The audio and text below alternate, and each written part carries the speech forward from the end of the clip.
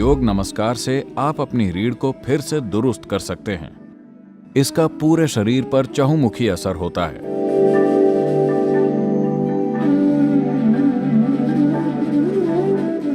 योग नमस्कार अपने आप में एक शक्तिशाली प्रणाली है। यह रीढ़ की कमर वाले हिस्से को जबरदस्त तरीके से सक्रिय करता है।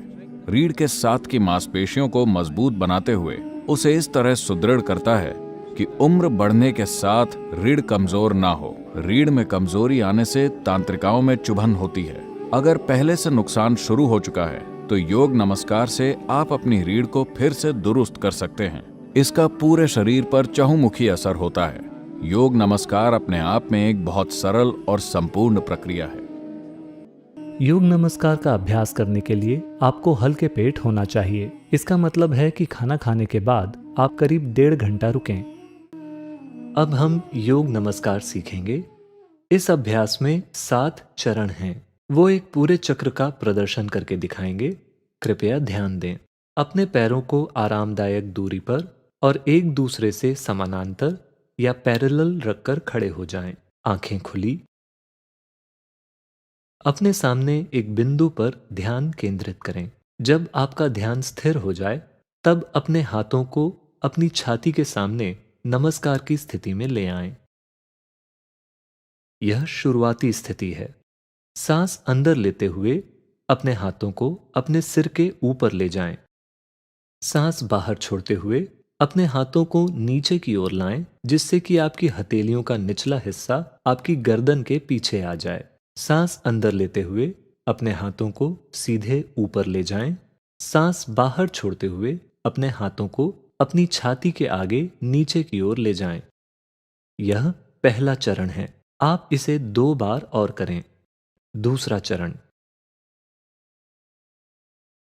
सांस बाहर छोड़ते हुए अपने गले के गड्ढे से आवाज निकालें।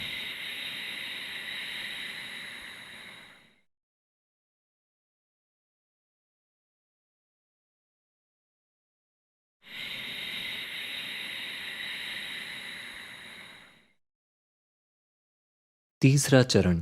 हर समय उंगलियां साथ में और सीधे ऊपर की दिशा में होनी चाहिए, तब भी जब आप अपने हाथों को अपनी गर्दन के पीछे ले जाएं। अपने हाथों को ऊपर ले जाते समय सांस पूरी तरह से अंदर लें। जब आप हाथों को नीचे ले जाएं, सांस को आवाज के साथ पूरी तरह से बाहर छोड़ना है। यह 3 बार करने के बाद आपको सीधा नीचे बैठ जाना है। चौथा चरण। सांस अंदर लेते हुए अपने हाथों को ऊपर ले जाएं।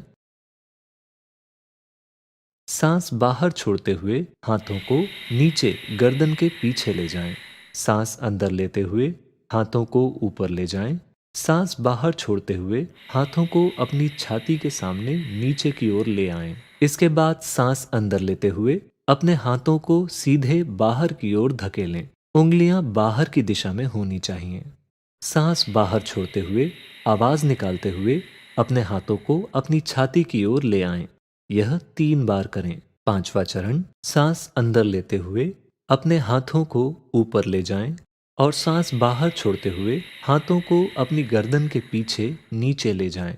सांस अंदर लेते हुए ऊपर, सांस बाहर छोड़ते हुए अपनी छाती के सामने नीचे। सांस अंदर लेते हुए सीधा अपने सामने की ओर। सांस बाहर छोड़ते हुए वापस अपनी छाती की ओर। एक बार फिर से छठवां चरण। सांस अंदर लें, हाथ ऊपर। सांस बाहर छोड़ें, नीचे। सांस अंदर, हाथ ऊपर। सांस बाहर छोड़ें, नीचे। सांस अंदर लें, हाथ सीधे बाहर। सांस बाहर छोड़ें, हाथ छाती की ओर। अब 7वां चरण। सांस अंदर लेते हुए हाथों को सीधे बाहर की ओर धकेलें। अपने घुटनों को जमीन से लगा दें। आगे झुकें और अपने माथे को जमीन से लगा दें। अपनी बाहों को अपने सिर के ऊपर ले जाएं। अपनी हथेलियों को जमीन से लगा दें। अपने हाथों को इस तरह जोड़ें कि आपके अंगूठे और पहली उंगली एक त्रिकोण बनाते हुए एक दूसरे से छू रहे हों। आपकी कोहनियां थोड़ी सी मुड़ी हुई होनी चाहिए। यह बालासन है।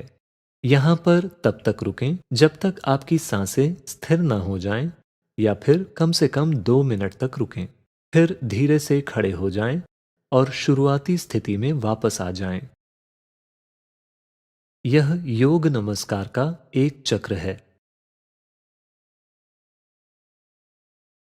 हम कुछ परिवर्तनों व सुधारों को देखेंगे। अगर आपको बैठने में परेशानी हो रही हो, तो आप अपनी एड़ियों के नीचे आधा या 1 इंच मोटा सहारा रख सकते हैं और फिर बैठ सकते हैं। यह ध्यान रखें कि आपके पैर अब भी एक दूसरे से समानांतर या पैरेलल हैं।